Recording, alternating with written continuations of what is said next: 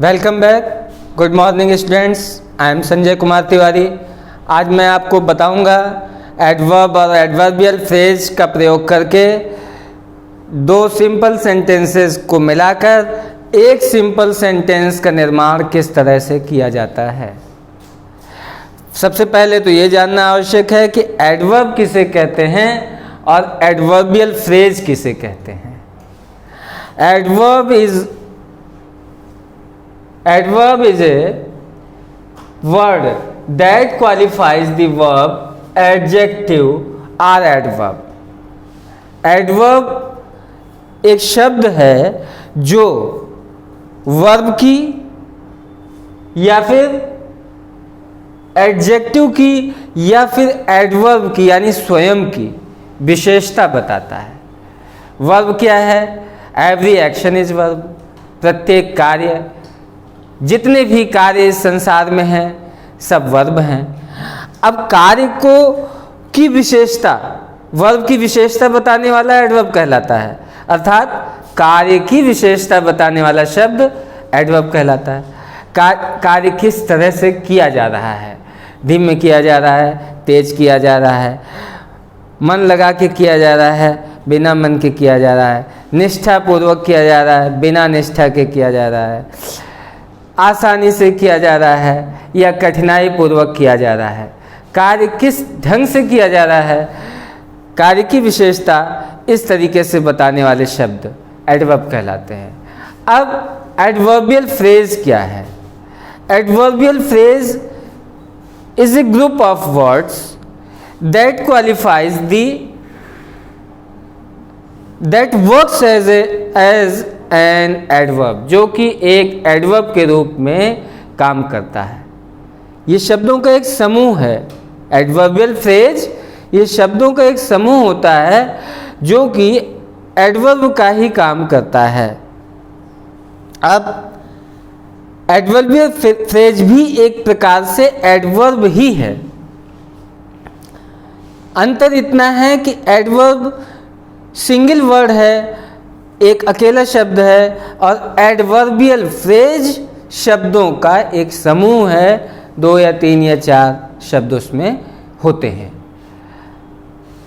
ये भी आप जानते हैं कि जब वाक्य में कोई एडजेक्टिव, दिए गए वाक्यों में कोई एडजेक्टिव, कोई एडवर्ब मौजूद हो, उपस्थित हो, तब ये सुनिश्चित हो जाता है कि हमें इन वाक्यों को एडवर्ब या एडवर्बियल फ्रेज का प्रयोग करके जोड़ करके एक सिंपल सेंटेंस का निर्माण करना है। इसके पहले आपने पढ़ा पार्टिसिपल का प्रयोग करके सेंटेंसेस को जोड़ते थे, इन्फिनेटिव का प्रयोग करके जोड़ते थे, नाउन प्रीपोजिशन का प्रयोग करके जोड़ते थे। तो सबकी अपनी अपनी परिस्थितियां होती थी। जब वैसी परिस्थितियां वाक्य में हमें दिखती थी तो हम उन नियमों को अप्लाई करते थे। प्रश्न है कि हम एडवर्ब या एडवर्बियल फ्रेज से किस परिस्थिति में वाक्यों को जोड़ेंगे? तो जब एडवर्ब मौजूद हो, एडवर्बियल फ्रेज मौजूद हो या एडजेक्टिव मौजूद हो। एडजेक्टिव से एडवर्ब बड़ी आसानी से बन जाते हैं, जैसे फास्ट। फास्ट मीन्स तेज, फास्टली, ly, प्रायः ly लगा दीजिए तो एडवर्ब बन जाता है। जैसे ब्यूटीफुल, सुंदर, ब्यूटीफुल्ली, सुंदरतापूर्वक। तो इस तरह से एग्जाम्पल से आप समझने का प्रयास करें। सेपरेटेड सेंटेंस है, सेपरेटेड मीन्स अलग अलग, अलग अलग सेंटेंस, अलग अलग वाक्य। He answered my questions, his answers were correct. He, उसने, answered means उत्तर दिया, my questions, मेरे प्रश्नों का, his answers, उसके उत्तर, were correct, were means थे, correct means सही, सत्य। तो उसने मेरे प्रश्नों का उत्तर दिया और उसके उत्तर सत्य थे, शुद्ध थे। करेक्ट का अर्थ सत्य या शुद्ध। अब ये जो करेक्ट आया हुआ है एडजेक्टिव है, इसको हम एडवर्ब बना सकते हैं ly लगा करके। एडजेक्ट हमने आपको बताया, इसमें आंसर की विशेषता बताई जा रही है, उत्तर की विशेषता बताई जा रही है कि शुद्ध उत्तर दिए, तो हम इसको ये कह सकते हैं शुद्धता पूर्वक उत्तर दिए। शुद्धता पूर्वक यानी हम जब करेक्टली करेंगे उसको ly लगाकर एडवर्ब बना देंगे तो उसका अर्थ होगा शुद्धता पूर्वक। तो यहाँ पर ही आंसर्ड माई क्वेश्चंस करेक्टली। दूसरा है I affect my students, my affection is deep. I means मैं, अफेक्ट मीन्स स्नेह करता हूँ, माई स्टूडेंट्स, माई मीन्स अपने, स्टूडेंट्स मीन्स विद्यार्थियों से, मैं अपने विद्यार्थियों से स्नेह करता हूँ। माई अफेक्शन, मेरा अफेक्शन मीन्स स्नेह, इज डीप गहरा है। अब हिंदी में सिंथेसिस करिए, मैं अपने विद्यार्थियों से गहराई पूर्वक स्नेह करता हूँ, ये हिंदी की सिंथेसिस हुई। गहराई पूर्वक हिंदी का एडवर्ब हो गया। इसके लिए अंग्रेजी में शब्द वाक्य में मौजूद है डीप, तो डीप में जब हम ly लगाएंगे तो ये हो जाएगा एडवर्ब, डीपली हो जाएगा। इसकी हिंदी होगी गहराई पूर्वक। तो कहने का मतलब गहराई पूर्वक शब्द लाने के लिए हमें डीप में ly लगा के उसको एडवर्ब बनाना होगा, तब हमें यह गहराई पूर्वक अर्थ प्राप्त होगा। तो इसके लिए हम करेंगे आई अफेक्ट माई स्टूडेंट्स डीपली, मैं अपने विद्यार्थियों से गहराई पूर्वक स्नेह करता हूँ। नेक्स्ट हमारा सेंटेंस है, अ priest learns religious books, he learns them with care. मैंने आपको बताया कि जब वाक्य में एडवर्ब या कोई एडजेक्टिव उपस्थित हो तो वहाँ पे हम एडवर्ब का प्रयोग करके वाक्यों को जोड़ते हैं।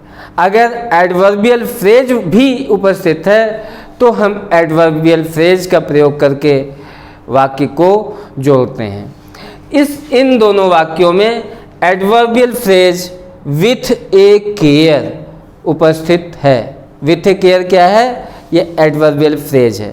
एडवर्बियल फ्रेज के बारे में हमने बताया कि ये एडवर्ब का ही काम करता है, ये शब्दों का समूह होता है। विथ ए केयर क्या है? 3 शब्दों का समूह है।